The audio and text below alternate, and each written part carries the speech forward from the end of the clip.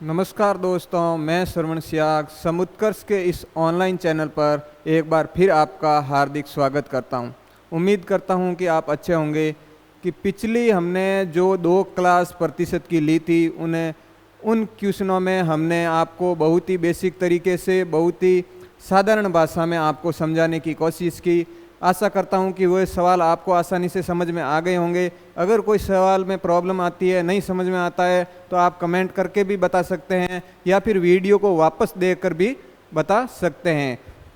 तो बहुत ही आसान तरीके के सवाल जो 2 दिन में पिछली 2 क्लास में हमने बताया था, उनसे आगे मैंने वीडियो के शुरुआत में भी बोला था कि जो प्रतिशत के जितने भी टाइप के क्वेश्चन बनते हैं उन सबको हम हर टाइप का क्वेश्चन करवाएंगे, उससे बाहर क्वेश्चन जाने वाले नहीं है। तो जो सरल क्वेश्चन थे उनको सरल से कठिन की ओर हम लेकर चलने, हमारी यही लक्ष्य है कि सरल से कठिन की ओर जो क्वेश्चन आ रहे हैं उनको आपको समझाने की कोशिश कर रहा हूँ। तो पहले से जो क्वेश्चन करवाए थे शुरुआत में वो बहुत ही आसान भाषा में और बहुत ही प्रतिशत को नॉर्मल क्वेश्चन थे। जैसे जैसे हमने क्लास को आगे लिया, क्लास को बढ़ाया, तो उसमें और कठिन आने वाले सवाल आ गए। आज थोड़े से जो क्वेश्चन है वो थोड़े से डिफ़िकल्ट टाइप के हैं, ज़्यादा डिफ़िकल्ट नहीं है। अगर आपको अगर समझने में दिक्कत आ रही है तो वापस एक बार देख लेना। मुझे नहीं लगता कि आपको जितनी मेरी कोशिश है उसको बहुत ही आसान शब्दों में और आसान तरीके से समझाने की कोशिश मैं आपको कर रहा हूँ। तो शुरू करते हैं बिना देरी किए आज की इस क्लास को। तो प्रतिशत की जो तीसरी क्लास है और जो रेगुलर ये क्लास है आपके सभी भी टॉपिक की, जितने भी गणित के टॉपिक है उन सबको करवाएंगे। तो प्रतिशत की ये जो क्लास है स्टार्ट करते हैं। तो आज का हमारा जो पहला क्वेश्चन है, वो है एक दुकानदार ऑफर में अपनी वस्तुओं पर 20% छूट देना चाहता है। यानी अगर किसी व्यक्ति की दुकानदार है, वो अगर किसी चीज़ को जल्दी उसको ग्राहक ज़्यादा बढ़ाने हैं तो वो ऑफर रखता है कि भाई उसको छूट देंगे तो उसकी ग्राहकों में वृद्धि हो सकती है। तो उसने अपनी वस्तुओं पर 20% की छूट देना चाहता है।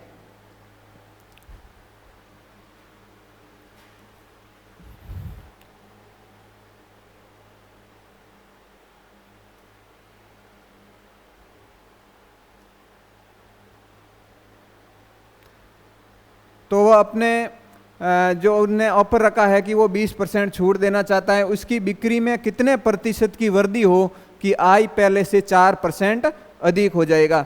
ये थोड़ा सा अलग क्वेश्चन है कि भाई सबसे पहले क्या है, एक दुकानदार है, उसका माना कि उसकी जो अंकित मूल्य है ये है लाभ हानि जैसे क्वेश्चनों का है, लेकिन ये प्रतिशत का ही एक हिस्सा है। यानी कि उसका जो मूल्य उसने निर्धारित कर रखा है वो है, एक मिनट,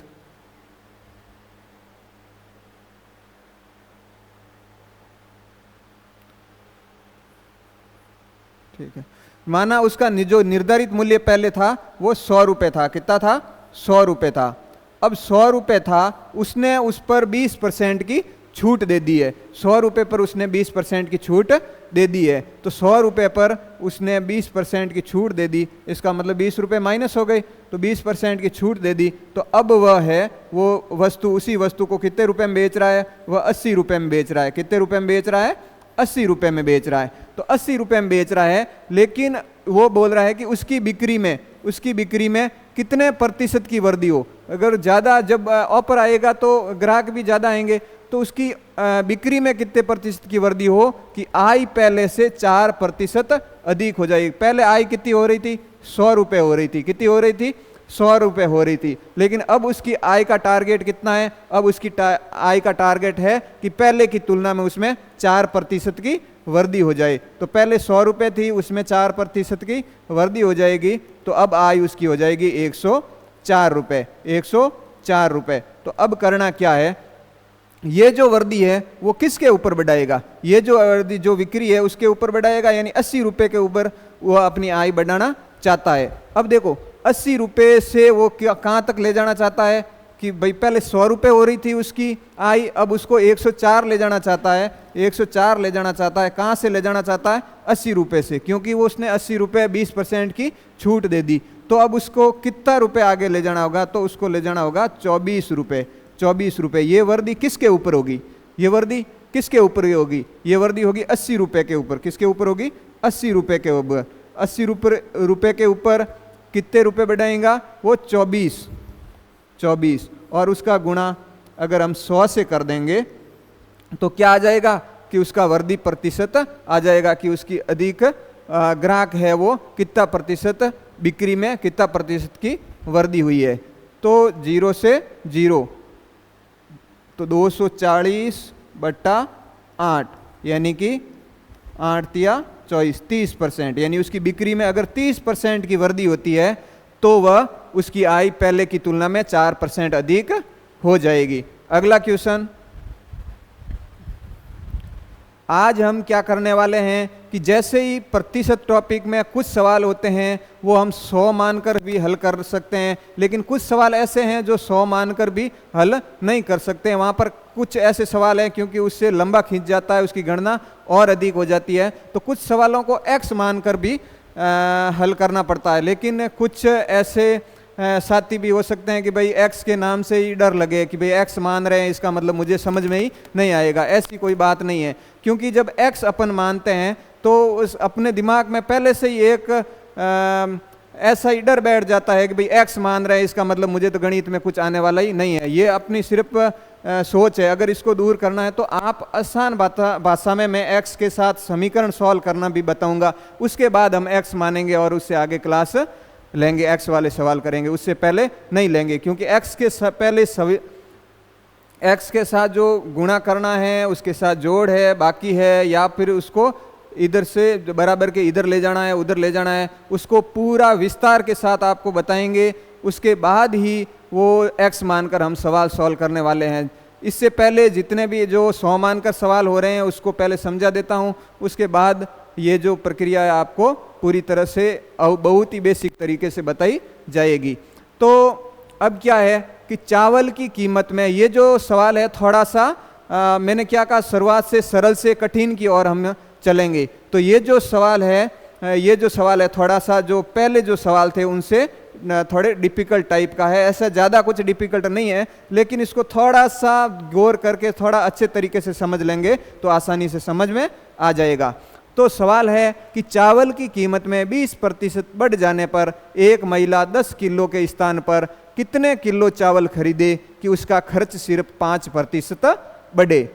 अब देखो सवाल थोड़ा भाषा में अपन को हार्ड लगता है, लेकिन हार्ड है नहीं। जैसे क्वेश्चन कहता है हम उसी तरह चलते रहेंगे। तो सबसे पहले क्या है कि चावल की कीमत 20% बढ़ गई, यानी पहले चावल की कीमत मान लेते हैं। पहले जो चावल की कीमत है वो पहले थी, वो कीमत मान लेते हैं हम।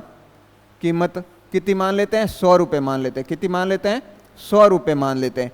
अब वर्दी कितनी हो गई? 20% की वर्दी हो गई। कितने प्रतिशत की वर्दी हो गई? 20% की वर्दी हो गई। अब जो चावल की कीमत है वो 120 रुपये हो गई। ये माना हुआ है। ये क्या है? हमने माना कीमत कितनी है? 100 रुपये। माना कीमत 100 रुपये है, उस पर अगर 20% की वृद्धि हो जाती है तो अब जो मूल्य है वो 120 रुपये हो जाएगा। लेकिन वो महिला कहती है कि भाई 10 किलो, जो पहले 100 रुपये में कितने किलो चावल आते थे? पहले 100 रुपये में, पहले जो 100 रुपये में है वो 10 किलो चावल आते थे। कितने आते थे?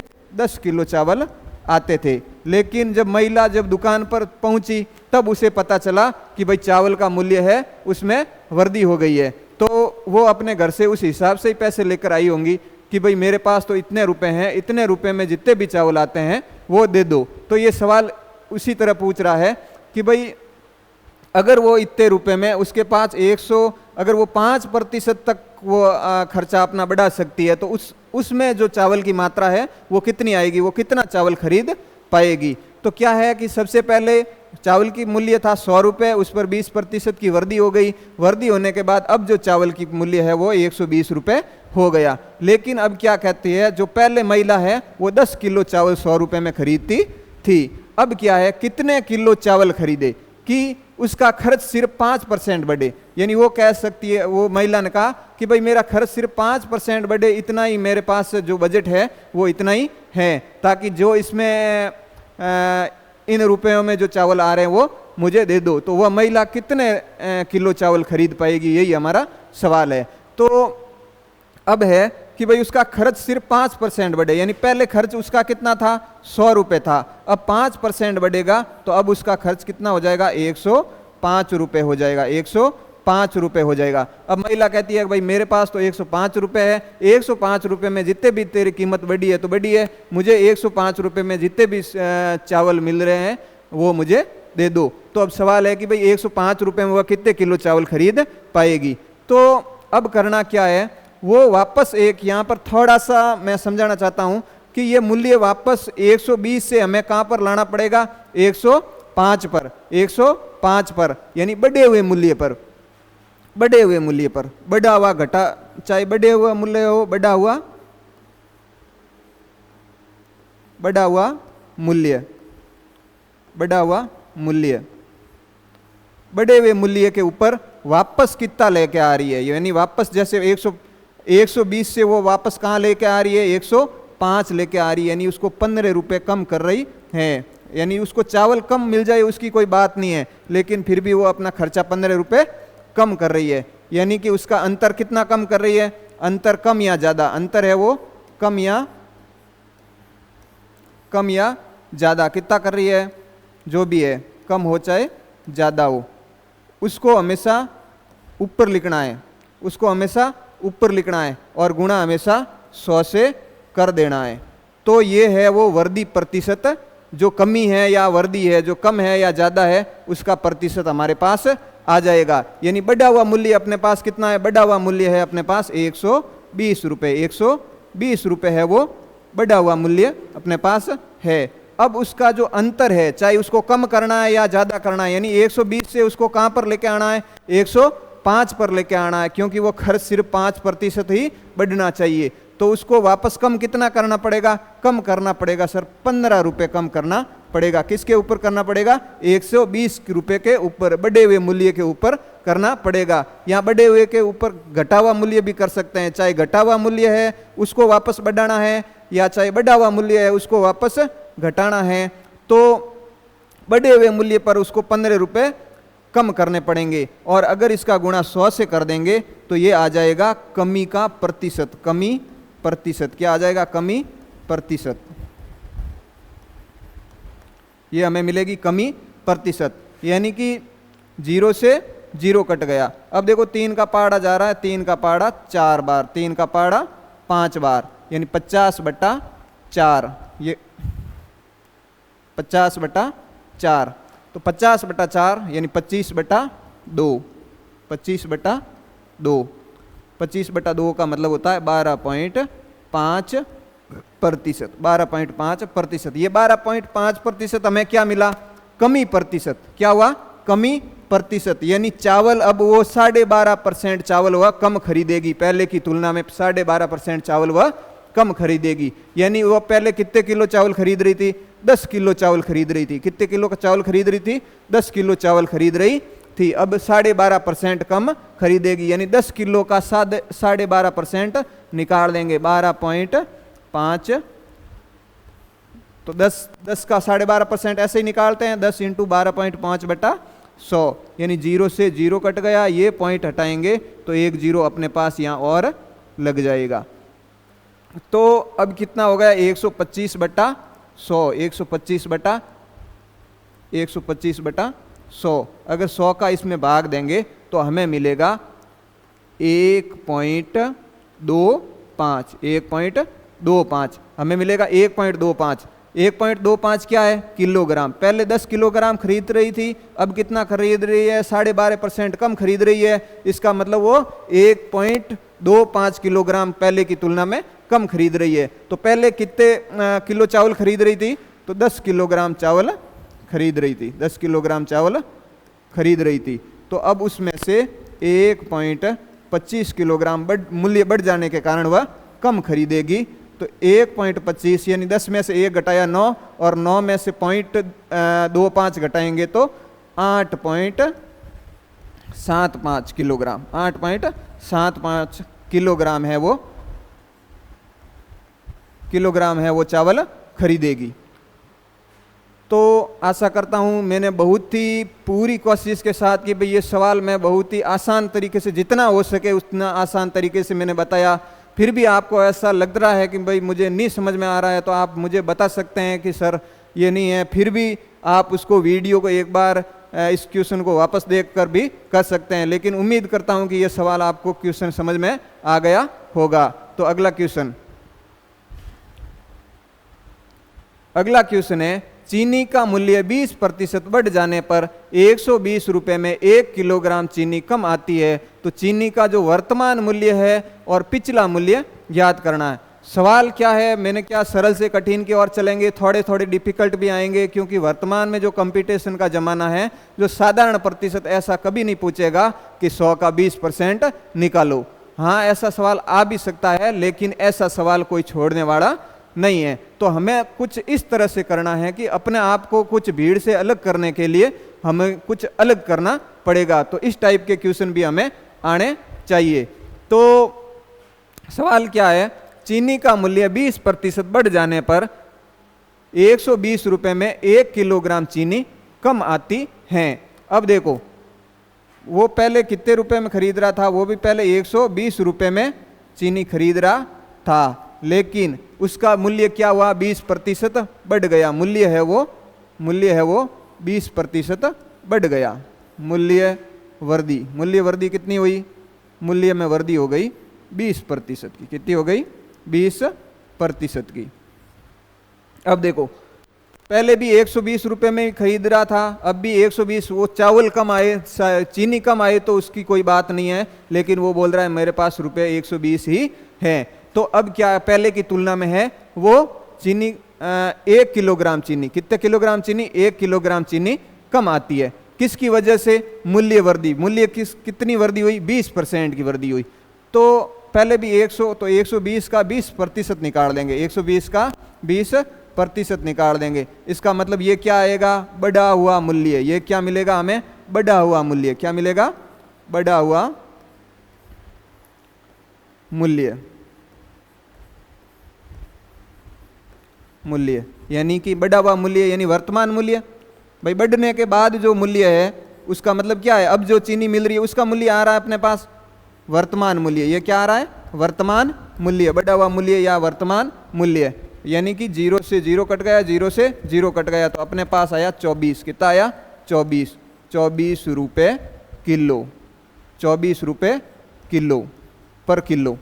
तो 24 रुपये पर किलो, यानी जो ये है अपने पास वर्तमान मूल्य चीनी का आ गया। यानी कि जो बढ़ने के बाद, चीनी का मूल्य बढ़ने के बाद अब ये चीनी कितने रुपए में मिल रही है, 24 रुपये पर किलो के हिसाब से मिल रही है। इसने पूछा जो वर्तमान मूल्य है और जो पिछला मूल्य है वो दोनों हमें ज्ञात करना है। तो पिछला मूल्य कैसे ज्ञात करेंगे, माना कि पिछला मूल्य था वो 100 रुपये था। कितने रुपये था, 100 रुपये था जो पिछला मूल्य है। माना, ये क्या है, माना है हमने, माना कि जो पिछला मूल्य था वो 100 रुपये था। अब 100 पर कितनी प्रतिशत की वृद्धि हो गई, 20% की वृद्धि हो गई, 20% की वृद्धि हो गई। जो अब मूल्य है वो 120 रुपये हो गया। जो ये क्या आया, ये भी वर्तमान मूल्य, ये भी वर्तमान मूल्य। जब मैंने कल आपको बताया था कि भाई जो अपने पास किसी वस्तु की 2 मूल्य आ जाए या 2 मान अगर उसके आ जाएं, तो वास्तविक मान होता है उसको हमेशा ऊपर रखना है, जो माना हुआ मूल्य है उसको हमेशा नीचे रखना है, और गुणा अगर 100 से कर देंगे तो उसका मूल्य आ जाएगा। तो अब करना क्या है कि जो भाई माना हुआ मूल्य है अपने पास 120 रुपये, ये भी वर्तमान मूल्य है और ये भी अपने पास वर्तमान मूल्य है, यानी ये दोनों बराबर है। भाई नियम के अकॉर्डिंग तो ये भी वर्तमान मूल्य है और ये भी वर्तमान मूल्य है, तो ये क्या है, बराबर है। तो इनको बराबर में लिख देंगे, 120 रुपये बराबर ये माना हुआ, ये क्या है, माना हुआ है, और उसके बराबर क्या है, 24 रुपये। तो मैंने क्या कल आपको एक सूत्र भी बताया था कि भाई जो माना हुआ मूल्य है उसको हमेशा नीचे लिखना है, जो वास्तविक मूल्य है उसको हमेशा ऊपर लिखना है, और 100 से अगर हम उसका गुणा कर देंगे तो वह हमारे पास जो वर्तमान मूल्य में जो पिछला मूल्य है वो हमें मिल जाएगा। जो पिछला मूल्य है, पिछला मूल्य हमें मिल जाएगा। नहीं सॉरी, 100 से गुणा नहीं करना है।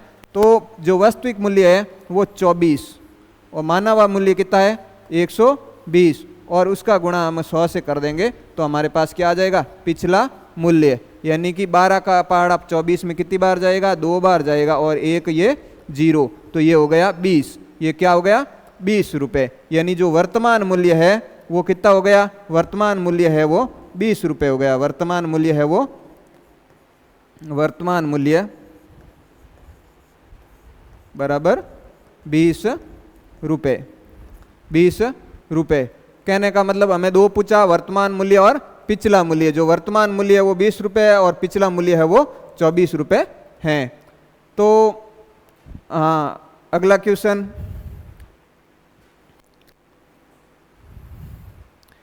एक ऑफिस में 62% कर्मचारी हिंदी बोलते हैं, 56% अंग्रेजी बोलते हैं। यदि सभी हिंदी या अंग्रेजी दोनों बोलते हैं तो केवल एक भाषा बोलने वाले कितने प्रतिशत हैं। इस टाइप के भी क्वेश्चन बन सकते हैं। मैंने बताया कि जितने भी प्रकार के जो क्वेश्चन बनेंगे उसको हम आपको सब प्रकार के क्वेश्चनों को हम समझाने की कोशिश करेंगे।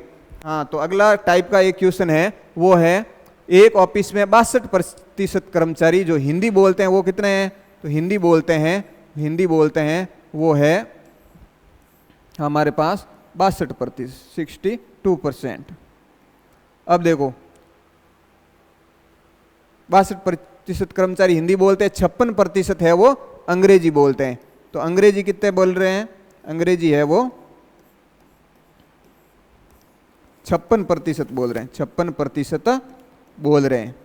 अब क्या कह रहा है, यदि सभी हिंदी या अंग्रेजी बोलते हैं, यानी कि इनमें से जो हिंदी बोलने वाला है वो अंग्रेजी भी बोल सकता है, जो अंग्रेजी बोलने वाला हिंदी भी बोल सकता है, तो केवल एक भाषा बोलने में वाले कितने प्रतिशत है। तो केवल एक भाषा बोलने वाला, यानी कि हिंदी और अंग्रेजी, यानी कि इन दोनों की जोड़ कर देंगे। 6 और 2 कितने हुए 8, 6 और 5 11, यानी 118। यानी प्रतिशत तो 100 का ही होता है और 100 के ऊपर कितने आ गए, 118 ऊपर आ गए, यानी 100 इसको घटा देंगे, 100 घटा देंगे यानी 18%। जो ऊपर आया है वो दोनों भाषा बोल रहे हैं। क्या हो रहा है, 18% लोग हैं वो दोनों भाषा बोल रहे हैं, 18% लोग हैं वो दोनों भाषा बोल रहे हैं।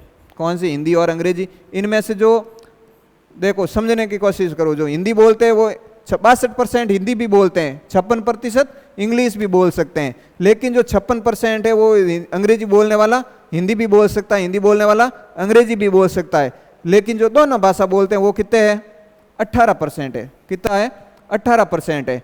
लेकिन जो एक भाषा बोलता है वो कितना है, यानी जो कुल में से कुल कितना हो गया 100% होता है। 100% में अगर 18% दोनों भाषा बोलने वाले हटा देंगे तो केवल एक भाषा बोलने वाला बच जाएगा। तो केवल एक भाषा बोलने वाला, केवल एक भाषा बोलने वाले,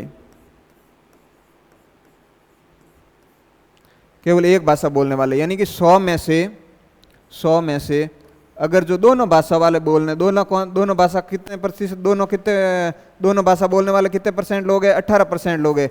यानी 100 में से दोनों भाषा वाले हटा देंगे तो केवल एक भाषा वाला आ जाएगा, यानी कि 18 हटा देंगे तो अपने पास आ जाएगा 82%। यानी कि जो केवल एक भाषा बोल रहा है, वो कितने परसेंट है, 82% है। हाँ, अगला क्वेश्चन है, किसी परीक्षा में, ये उसी टाइप का क्वेश्चन है लेकिन थोड़ा सा अलग है क्योंकि थोड़ा सा उससे बढ़ते लेवल में है। तो किसी परीक्षा में 35% हिंदी में, 48% अंग्रेजी में पास हुए। यदि 32% दोनों विषय में फेल हुए तो दोनों विषय में पास होने वाले कितने प्रतिशत हैं, तथा एक विषय में पास होने वाले कितने प्रतिशत हैं। तो ये सवाल कोई डिफिकल्ट नहीं है, लेकिन इसको भाषा को ऐसे घुमा फिरा कर दे दिया है कि हमें पढ़ने में थोड़ा डिफिकल्ट लगता है। जैसे जैसे क्वेश्चन पढ़ेंगे अपन को समझ में आता रहेगा। पहले क्या है, जो आ रहा है उसको हम लिख देते हैं। जो 35% है वो हिंदी में और 48% है वो अंग्रेजी में पास हुए हैं। क्या हुए हैं? पास हुए हैं। तो अपने पास क्या है, कितने सब्जेक्ट हैं? 2 सब्जेक्ट है। पहला है हिंदी, क्या है? हिंदी। दूसरा क्या है? अंग्रेजी। अंग्रेजी एक तो है 1% है अपने पास पास होने वाला, एक पास होने वाला, एक है वो फेल होने वाला, एक फेल होने वाला। यानी कि हिंदी में कितना प्रतिशत पास हुए हैं? हिंदी में पास हुए हैं सर 35%। कितने हुए हैं? 35%। अंग्रेजी में कितने हुए हैं? अंग्रेजी में हुए हैं 48%। कितने हुए हैं? 48%। अब देखो, अगर हिंदी में 35% पास हो रहे हैं तो फेल कितने हो रहे हैं? तो फेल हो रहे हैं अपने पास 65%। कितने हो रहे हैं? 65%। यानी हिंदी में जो 35% पास हो रहे हैं तो फेल, साधारण सी बात है कि वो 65% जो विद्यार्थी है वो हिंदी में फेल हो रहे हैं। अगर 48% अंग्रेजी, सॉरी यहाँ अंग्रेजी है, ठीक है, तो अंग्रेजी में जो 48% है वो पास हो रहे हैं तो फेल कितना हो रहा है? फेल हो रहे हैं वो 52%। कितना हो रहा है? 52% विद्यार्थी है वो अंग्रेजी में फेल हो रहे हैं। तो आगे क्या कह रहा है? यदि 32% दोनों विषय में फेल हो रहा है, तो 32% दोनों विषय में फेल हो रहा है, तो दोनों में कितने हो रहे हैं? दोनों में 32%। कितना है? 32%। अब देखो, अब करना क्या है कि यहां एक छोटा सा सूत्र लिखवा देता हूं, फर्स्ट प्लस सेकंड, सेकंड उसमें से बोथ या दोनों, उसमें से अगर दोनों वाला प्रतिशत घटा देंगे, दोनों वाला प्रतिशत घटा देंगे तो अपने पास क्या आ जाएगा? कुल जो फेल होने वाला है, कुल जो फेल होने वाला है वो आ जाएगा, कुल फेल आ जाएगा। क्या आ जाएगा? कुल फेल। कुल फेल कितना हुआ है कि भाई जो हिंदी में जो फेल पास हुआ है वो अंग्रेजी में पास हो जरूरी नहीं है, जो अंग्रेजी में पास हो रहा है वो हिंदी में पास हो कोई जरूरी नहीं है। लेकिन आपको इतना डिफिकल्ट अंदर नहीं जाना है, क्योंकि ज़्यादा अड़ुझोगे तो आपको सवाल समझ में नहीं आएगा। तो क्या है कि जो पहला विषय फर्स्ट, यानी सब पहला सब्जेक्ट, पहले सब्जेक्ट में कितने फेल हो रहे हैं? 65 हो रहे हैं। कितने हो रहे हैं? 65 हो रहे हैं। दूसरे में कितने हो रहे हैं? 52 हो रहे हैं। कितने हो रहे हैं? 52 है। और दोनों में कितने फेल हो रहे हैं? 32%। दोनों विषय में फेल हो रहे हैं, तो -32 दोनों। तो क्या आ जाएगा अपने पास? कुल फेल आ जाएगा, कुल फेल प्रतिशत आ जाएगा। तो 5 और 2 कितने हुए? 7, 5 और 6 11। कितने आ गए? 117। 117 में से हम क्या घटा देंगे? ये जो 32 है वो घटा देंगे। यानी 7 में से 2 घटाए 5 और 11 में से 3 घटा दिए तो अपने पास आ गए 8, यानी कि 85। यानी 85% लोग हैं, 85% लोग हैं वो क्या हुआ? दोनों विषय में, यानी कुल फेल हुए। जो कुल फेल है वो कितने प्रतिशत? ये तो क्या है, अंग्रेजी में होने वाला हिंदी में भी हो सकता है, हिंदी में होने वाला अंग्रेजी में भी हो सकता है, इसलिए डाटा मिक्स हो गया। लेकिन टोटल दोनों ही विषय में फेल हो रहे हैं, हिंदी और अंग्रेजी दोनों में फेल हो रहे हैं। वो कितने परसेंट है?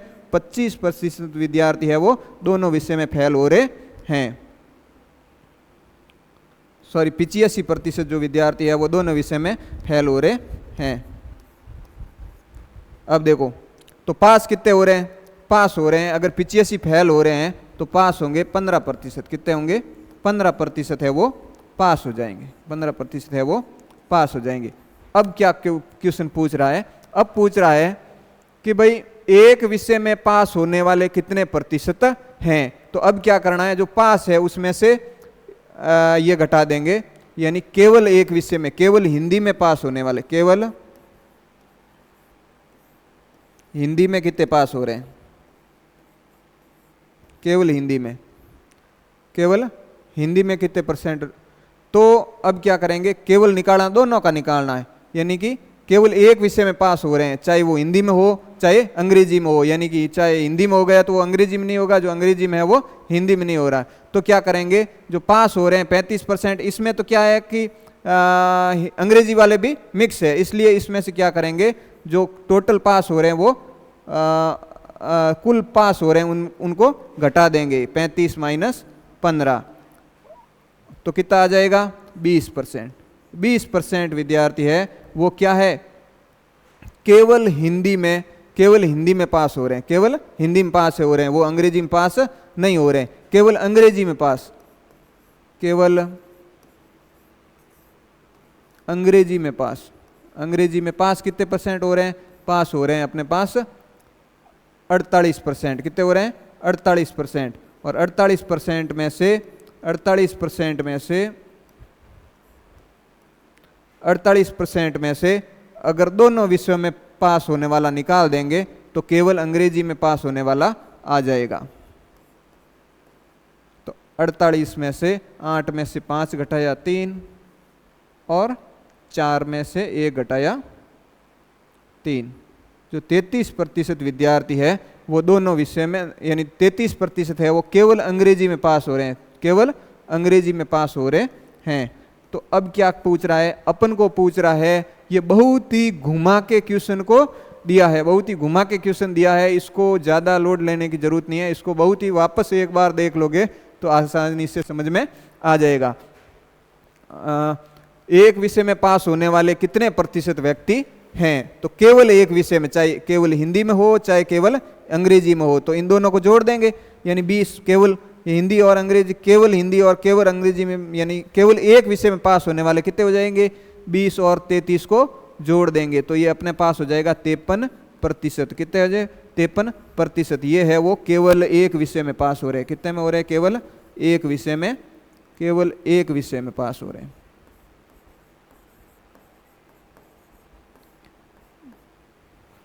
विषय में पास हो रहे हैं, यही पूछा हमें।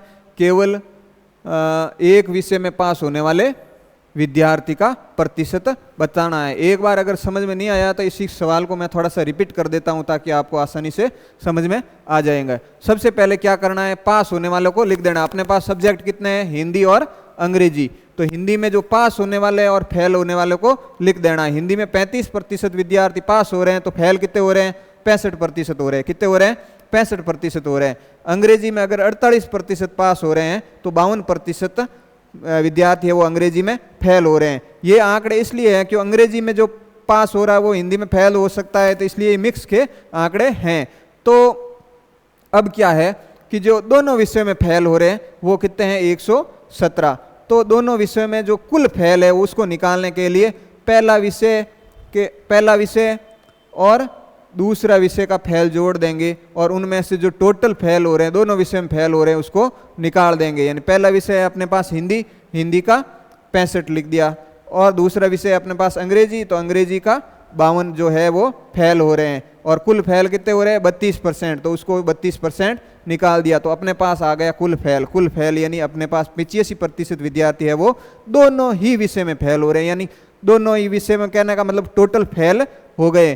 कुछ विद्यार्थी है जो एक विषय में पास हो रहे हैं लेकिन एक में फेल हो रहे हैं, तो दोनों, तो वो है वो पास होने वाले विद्यार्थी है वो 15% विद्यार्थी है वो पास हो रहे हैं। अब क्या पूछ रहा है? केवल हिंदी में पास होने वाले विद्यार्थी, यानी हिंदी में पास कितने हो रहे हैं? 35%। और 35% में जो पास होने वाले उसको निकाल देंगे, दोनों विषय में पास होने वाले निकाल देंगे तो केवल हिंदी में पास होने वाले विद्यार्थी आ जाएंगे 20%।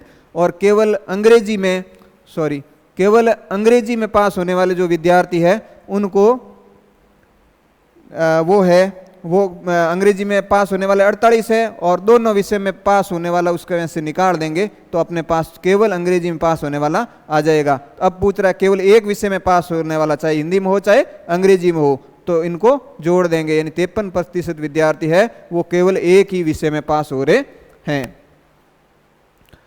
तो अगला क्वेश्चन,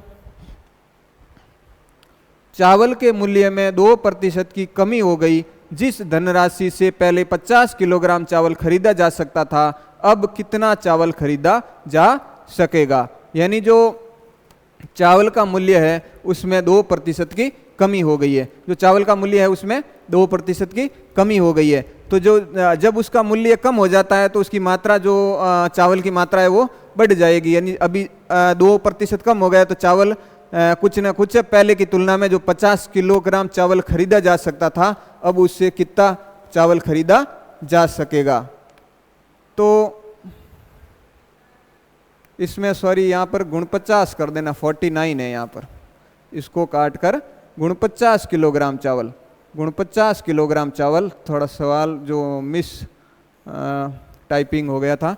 49 किलोग्राम चावल पहले खरीदा जा सकता था, उससे अब कितना चावल खरीदा जा सकेगा? क्योंकि जो आंकड़े सही है उसकी गणना हम, अगर सही आंकड़े यहाँ पर नहीं होते हैं तो उसकी गणना सही तरीके से नहीं होगी। तो 49 किलोग्राम चावल पहले खरीदा जा सकता था, उससे अब कितना चावल खरीदा जा सकेगा? यहाँ पर 50 की जगह आप, यहाँ पर 50 की जगह आप 49 किलोग्राम समझ लेना, 49 किलोग्राम समझ लेना। यानी कि चावल के मूल्य में 2% की कमी हो गई। तो पहले मान लेते हैं जो 1 किलोग्राम चावल है, 1 किलोग्राम चावल है वो 100 रुपये में, 100 रुपये में, 100 रुपये में जो पहले माना, ये क्या है? माना, हम मान रहे हैं, अपने पास कोई फिक्स डाटा नहीं है। तो माना 100 रुपये में पहले 1 किलोग्राम चावल आता था। कितना आ रहा था? 1 किलोग्राम चावल आता था। भाई 100 रुपये में 1 किलोग्राम चावल आता है, तो 49 किलो चावल कितने रुपए में आएंगे? 49 किलो चावल कितने रुपए में आएंगे? 49 किलो चावल है वो, यह कहने का मतलब 49 का 100 से गुणा कर देंगे तो 49 किलोग्राम के जितना मूल्य है वो लग जाएगा। यानी कि आसान सी भाषा है। अब भाई अपन दुकान पर जाते हैं, दुकान पर जाते हैं, अपन को पूछते हैं भाई चावल का क्या भाव है, चावल का क्या भाव है? तो वो बोलते हैं कि भाई चावल का जो 100 रुपये किलो है या 50 रुपये किलो है। तो उसको हम क्या करते हैं कि फिर भाई मुझे तो एक पूरा बोरी चाहिए, 50 किलोग्राम चाहिए, 49 किलोग्राम चाहिए, तो अपन सीधा क्या करते हैं? उसका गुणा ही करते हैं, उसका जो मूल्य है उसके साथ गुणा ही करते हैं। तो यानी मूल्य का जिसके साथ मूल्य का अगर मूल्य का किलोग्राम के साथ गुणा करेंगे, मूल्य का किलोग्राम के साथ गुणा करेंगे तो अपने पास क्या आ जाएगा? जो टोटल मूल्य है वो अपने पास आ जाएगा। यानी 100 रुपये में अगर वो 1 किलो चावल खरीद रहा है तो 49 किलो चावल खरीदने के लिए उसके पास कितने रुपए होने चाहिए? यानी 100 का गुणा किससे कर देंगे? 100 का गुणा है वो, 100 का गुणा अगर 49 से कर देंगे तो उसका 49 किलो का जो 49 किलो का जो भाव लगेगा, जिस 49 किलो के कुल कितने रुपए लगेंगे वो अपने पास आ जाएगा। तो अपने पास आ रहा है 4,900 रुपये। अगर उसको टोटल देगा तभी उसको 49 किलो चावल वह खरीद पाएगा। तो अब वो क्या कह रहा है कि धनराशि में 2% की क्या हो गई? कमी। जो चावल का मूल्य है उसमें 2% की कमी हो गई। जो चावल का मूल्य है उसमें 2% की कमी हो गई। यानी कि पहले कितने रुपए था? 100 रुपये था। 100 में अगर 2% की कमी हो जाती है तो अब कितना हो जाएगा? अब हो जाएगा वो 98 रुपये, 98 रुपये। कितना हो जाएगा? 98 रुपये। अब 98 रुपये में वो क्या कर रहा है? 98 रुपये में वो कितने किलो चावल खरीदेगा? यानी उसके पास रुपये तो कम है, लेकिन वो तो क्या कह रहा है? अब 49 किलोग्राम चावल खरीदा जा सकता था, अब कितना चावल खरीदा जा सकेगा? यानी कि अब भी वो बोल रहा है कि भाई मुझे तो रुपये तो 4900 ही देने हैं, रुपये तो कितने देने हैं? 4900 ही देने हैं, लेकिन अब चावल है वो कितना आएगा? वो चावल है वो कितना आएगा? यानी 98 रुपये में अगर वो x किलो चावल खरीदता है, मान लो, या अब यहाँ पर x की वैल्यू अपन x के साथ अगर अपन संक्रियाएं जानते हैं तभी हम x वाले समीकरण सॉल्व कर पाएंगे। लेकिन ये सवाल एक बार समझा देता हूँ, उसके बाद हम आपको बताएंगे कि x के साथ जोड़ कैसे होती है, x के साथ गुणा कैसे होता है, x के साथ अगर समीकरण है तो उसको सॉल्व कैसे करना है। क्योंकि अगर कुछ सवाल है सब में 100 नहीं मान सकते, कुछ नहीं मान सकते, ऐसे भी सवाल है जहाँ x मानना बहुत ही जरूरी है। तो ये सवाल करवाने के बाद मैं आपको ये बताने वाला हूँ। तो अगर मान लो यहाँ पर x की जगह 1 भी मान लो, कुछ भी मान लो, तो अपन ऐसे मान सकते हैं। यानी हमने क्या किया? 100 रुपये का गुणा हमने किससे किया? 49 से। 49 है, यानी अब पता नहीं है कि भाई 49 रुपये में अपन कितने चावल आ जाएंगे। तो अब ने उसने क्या, ये तो है क्या है? मूल्य है। ये है क्या है? मूल्य है। और ये है क्या? किलोग्राम है। क्या है? किलोग्राम है। मूल्य का गुणा अगर हम किलोग्राम से करेंगे तो अपने पास कुल धनराशि आ जाएगी। और कुल धनराशि वो तो बोल रहा है कि मैं तो पूरे चावल 4,900 रुपये लेके आया हूँ, इसके ही खरीद के पूरे रुपयों का चावल खरीदूंगा, चाहे मुझे चावल जितना अधिक आ रहा है वो दे दो। तो ये क्या कर रहा है? यानी मूल्य का गुणा अगर किलोग्राम के साथ करेंगे तो उसका क्या आ जाएगा? कुल मूल्य आ जाएगा। क्या आ जाएगा? कुल मूल्य। लेकिन वो कुल मूल्य कितना दे रहा है? वो कुल मूल्य दे रहा है 4,900 रुपये। 4,900 रुपये, यानी इधर भी मूल्य है, कुल मूल्य आएगा, इनका गुणा करेंगे तो क्या आएगा, कुल मूल्य, और इधर कुल मूल्य दे रखा है, इसलिए इसको हमने बराबर में लिख दिया। तो 98 का गुणा 98 का गुणा अगर हम x से करेंगे तो अपने पास आएगा, और वो रुपये कितने आने चाहिए, 4,900 रुपये आएंगे, क्योंकि वो तो कह रहा है मैं तो पूरे के चावल खरीदूंगा। तो 98x बराबर 4,900 रुपये, 4,900 रुपये। अब क्या कर रहा है कि x का मान, x क्या है, x किलोग्राम है, x क्या है, किलोग्राम, अपने पास यहाँ क्या आएगा, किलोग्राम आएगा। तो x को अगर इधर रख दें तो ये अगर गुणा का निशान है तो उधर जाके ये भाग में बदल जाएगा। तो यहाँ 4,900 बट्टा यहाँ आ जाएगा 98। तो अब क्या है, ये जो क्या आ रहा है, x का मान आ रहा है, ये x किलोग्राम, यानी किलोग्राम का मान आ रहा है, किसका मान आ रहा है, किलोग्राम का मान आ रहा है। अब जो कितने किलो खरीद रहा है वो आ रहा है, यानी गुण 50 से एक बार और गुण 50 से दो बार, यानी ऊपर आ गया 100 और नीचे आ गया 2, 100 बट्टा 2, 100 बट्टा 2 का मतलब है 50, क्या है 50, क्या हो गया 50, यानी अब क्या आ रहा है 50 किलोग्राम। अब वो चावल अगर 2% कम है, उसका मूल्य अगर 2% कम हो गया, तो अब वो चावल पहले गुण 50 किलो खरीद रहा था, अब वह कितना खरीद रहा है, अब वह 50 किलोग्राम चावल उसी धनराशि से खरीद रहा है। तो सर आपने बताया था कि भाई x के साथ हम संक्रियाएं सीखेंगे, x के साथ गुणा करना सीखेंगे, उसके बाद अगर कहीं किसी भी सवाल में हमें x मानना पड़े तो उसको हम आसानी से समझ सकते हैं। तो इसी हिसाब से अब हम x के साथ सीखने वाले हैं। क्लास को पूरा सही देखें ताकि जो आगे हम x मानकर सवाल करेंगे वो बहुत ही आसानी के साथ आपको समझ में आ जाए। तो बिना देरी किए आपको बता देते हैं, कोई समीकरण सॉल्व करना। तो कोई भी संख्या हो, चाहे 4 का गुणा हम x से कर रहे हैं, 4 का गुणा, सबसे पहले x के साथ गुणा करना सीखेंगे, x के साथ गुणा। क्लास थोड़ी सी बड़ी हो जाएगी, कोई बात नहीं, लेकिन क्योंकि ये आपको आज सिखा कर ही जाएंगे, 5-7 मिनट और है। तो 4 का गुणा अगर हम x से करेंगे तो क्या आएगा, 4x, क्या आ जाएगा 4x, यानी इस संख्या का गुणा इसके साथ कर रहे हैं तो क्या करना है, इसको इसके पीछे लिख देना है। चाहे 5 का गुणा हम x से करेंगे तो कितना आ जाएगा, 5 का गुणा अगर हम x से करेंगे तो अपने पास आ जाएगा 5x। चाहे 1000 का गुणा x से करेंगे, 1000 का गुणा x से करेंगे तो अपने पास क्या आ जाएगा, 1000x।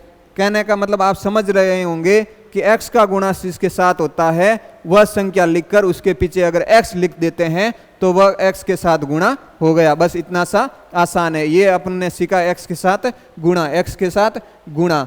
अब क्या है, x के साथ जोड़ व बाकी, बहुत ही आसान तरीके से x के साथ जोड़ व बाकी। तो यहाँ पर सीख लेते हैं, x के साथ जोड़, यानी 4x में अगर हम 5x जोड़ेंगे तो अपने को कितना मिलेगा, अब देखना है। जो भाई एक साधारण परिभाषा में समझे तो जो जैसे जिसका दोस्त लगता है वो उसी के पास जाएगा। जिसकी अगर जान पहचान नहीं हो, कोई व्यक्ति चल रहा है तो उसके जान पहचान नहीं है तो उसको जाकर उसके कंधे के ऊपर हम हाथ नहीं रख सकते, क्योंकि वह उसके विचार के मेल का नहीं है, या उससे पहले उसको वो उसका परिवार का सदस्य नहीं है, या फिर उसकी पहले से जान पहचान नहीं है। तो ये दिखने में ऐसा लग रहा है कि इसके पीछे भी x है, इसके पीछे भी x है, इसका मतलब लग रहा है ये दोनों भाई भाई हो सकता है या कुछ भी हो सकते हैं, यानी एक ही श्रेणी के है। यानी इसको 4x में अगर 5x जोड़ेंगे तो 9 हो जाएगा। कितना हो जाएगा, 9 हो जाएगा। लेकिन एक कंडीशन है, अगर 5 जैसे 4x लिख दिया, 4x के साथ खाली 5 लिख दिया, क्या लिख दिया, खाली 5 लिख दिया, तो वह x के साथ 9x कभी भी नहीं होगा। ये 9x है, ठीक है, 9x है।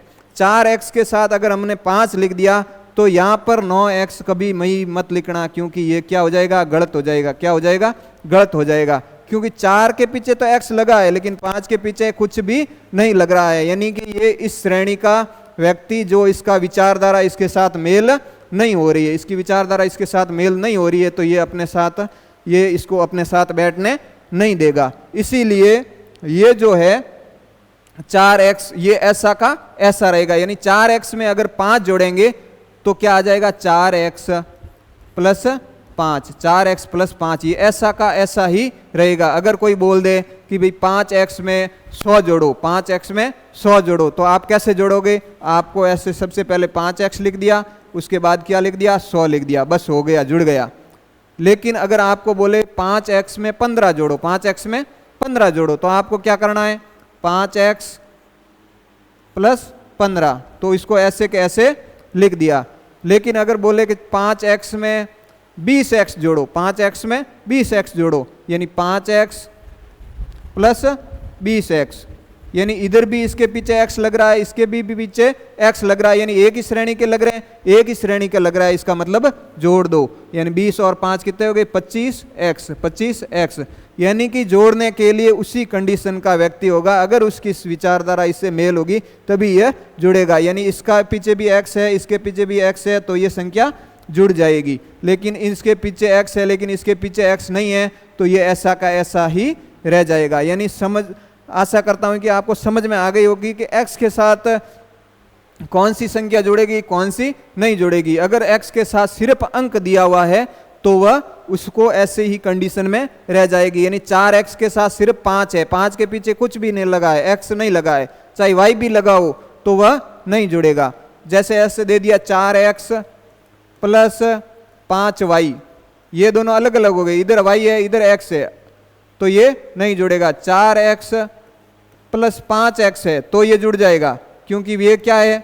इसके पीछे भी x लग रहा है, इसके पीछे भी x लग रहा है, यानी दोनों समान है, इसलिए ये जुड़ जाएगा, हो जाएगा 9x। यानी x के साथ हमने गुणा करना सीख लिया, x के साथ हमने जोड़ करना सीख लिया, और यही कंडीशन है x के साथ बाकी की। कैसे? कि भाई 5x या लिख दो 20x, कितने लिख दो? 20x। 20x में से अगर हमें 5 घटाने हैं तो क्या घट जाएगा सर? नहीं घटेगा, क्योंकि 5 के पीछे x नहीं लगा है, 5 के पीछे x नहीं लगा है। ये है x के साथ बाकी, x के साथ बाकी, x के साथ बाकी। यानी 20x में से अगर 5 घटा देंगे तो इसको ऐसे के ऐसे ही लिखना है, 20x माइनस 5। यानी मान लिया कहीं 20x है, बोल दिया 20x में से 5 घटाओ, तो आपको ऐसे के ऐसे लिख देना 20x माइनस 5। लेकिन अगर आपको कह दे 20x में से 5x घटाओ, तो कितना हो गया? 15x हो गया। कितना हो गया? 15x हो गया। यानी जो जिसके जैसा दिखता है उसकी, अगर इसके साथ इसके पीछे भी x है, 4 के पीछे भी x है, 5 के पीछे भी x है, इसका मतलब ये दोनों जुड़ जाएगा। एक के पीछे x है, दूसरे के पीछे x नहीं है, इसका मतलब ये ऐसा का ऐसा रह जाएगा। इसके पीछे x है, 20 के पीछे, इसके पीछे नहीं है, तो ये ऐसा का ऐसा रह जाएगा। लेकिन इसके पीछे x है, इसके पीछे भी x है, तो इसका क्या जो घटा रहे बाकी का निशान है तो बाकी हो जाएगी। अब देखो क्लास काफ़ी टाइम की हो गई है। अगर इसके बाद कल जो क्लास लेंगे उसमें आपको समीकरण सॉल्व करना सिखाएंगे, उसके बाद जो समीकरण पर आधारित जो क्वेश्चन है उसको हम सीखेंगे। एक बार और देख लेते हैं आराम से, x के साथ जो गुणा होता है एक बार वापस